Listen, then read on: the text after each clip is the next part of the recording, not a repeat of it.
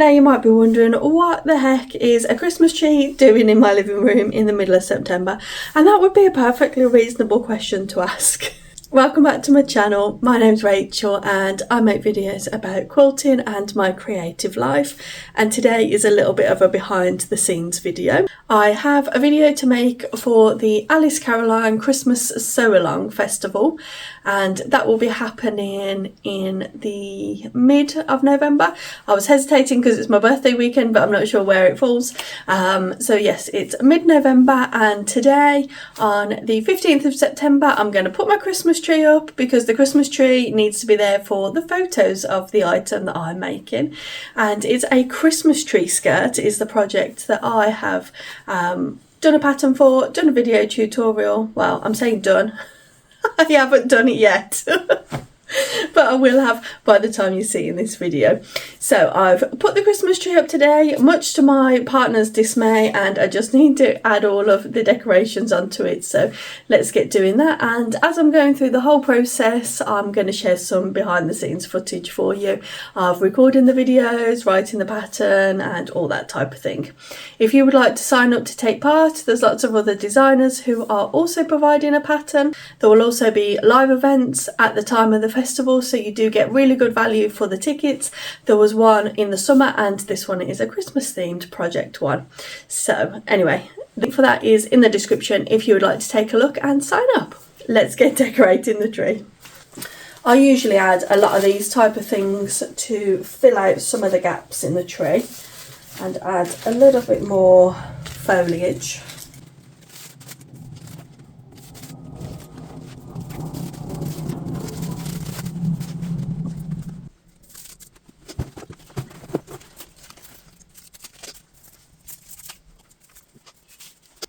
I'm not going to go too crazy with decorating the tree because it's bad enough when you have to take it down in January, let alone taking it down in the middle of September, putting it all back in the loft and getting it back out. So I'm just going to add a few bits.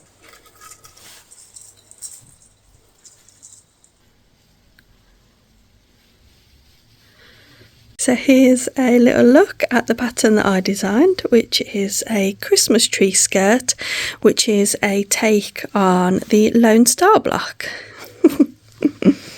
that is then turned into a Christmas tree skirt. This one was my practice one, so it's not made with Liberty fabrics or anything, but you don't need to make any of the patterns in the Sew Along Festival with Liberty.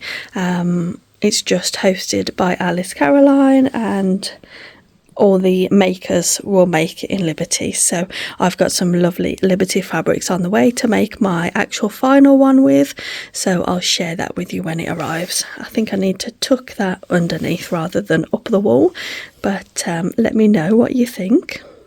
I've had my fabric arrive today from Alice Caroline to make my final project. Let's have a look.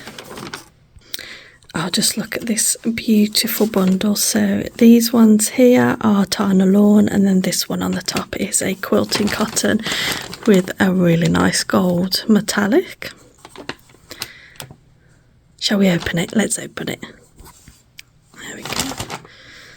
Some really nice Liberty Tana Lawns. That's got a nice bit of gold in, so that'll pick up the accent for that.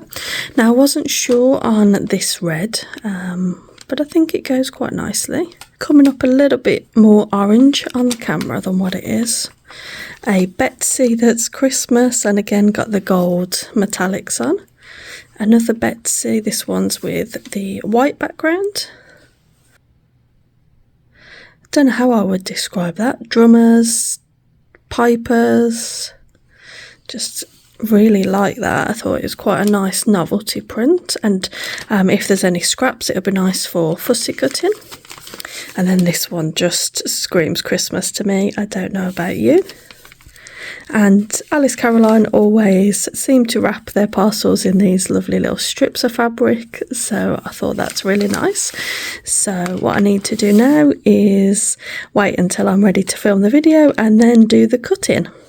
I've just been laying the fabrics out and trying to get the colour placement. I think I'll have this as the middle and then going out. I've definitely wanted to have something repeated twice just to have a bit of continuity, but I need to check how many fabrics I need actually, but so far I've got that. But depending on how big you make the pattern depends on how many fabrics you need, so I'll have a look at that and see how big I actually want to make this version. But I've got 2 spares there should I need more. I've used the colouring sheet to plan out how many fabrics, and I actually need 7, so I'm going to start and end with this one. It might make it quite dark on the tip of it, but I think it'll look nice around the base of the tree as well. But perhaps you'll pick up on those gold accents, and I quite like that. I was going to repeat another red, but then I felt that it became too red heavy and I didn't want it to be overly red. So this is a really helpful planning sheet that comes with the pattern, so that's useful. So I'm just getting all of my fabric prepped. I generally do it down on the floor because I have a large cutting mat. I have a really nice large cutting mat, and I just wouldn't have room to put this on the table with my sewing machine and a bit off and on, so I just cut down on the floor. Sometimes you do have to fight with the dog. She's sitting on the pile of liberty now. Daphne, what are you doing? The things that you have to put up with when you're sewing with pets. She's all over it now.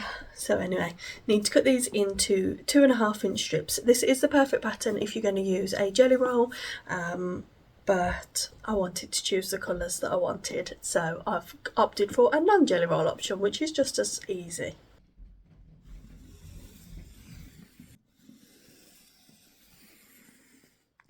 Those are all my strips cut out.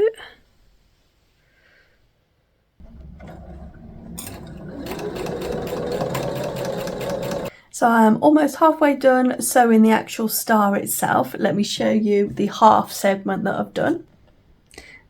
So there it is, just laid out behind the machine. I think I've just got another 2 segments to go, and then it's all sewn together, and then it'll be the basting of it. But it's coming together quite quickly. It is a quick project, I must say that. It looks intricate, but with the strip piecing, it's not too intricate. But I must confess to you, I did have a teary meltdown when I thought I'd cut all the strips in my mind, I thought I'd cut them in like the wrong diagonal angle. I don't know how, it was irrational. And I couldn't get them to form the correct pattern, and I just sat there with my head in my hands and started crying. I thought, oh no.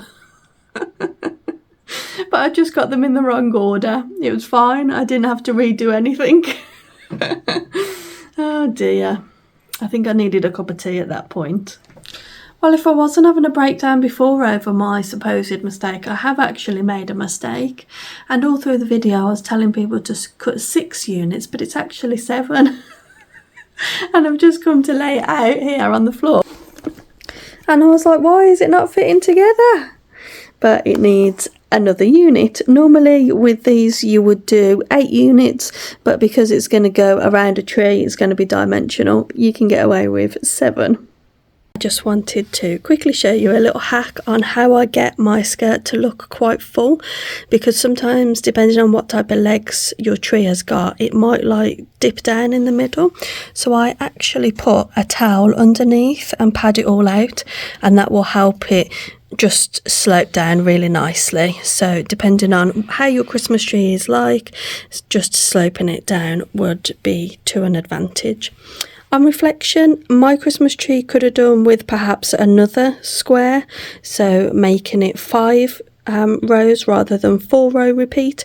It would have made it a little bit bigger, but where I have my tree is against the wall, so if you have your tree out in the middle of the room, I think it would look absolutely stunning with a really big one.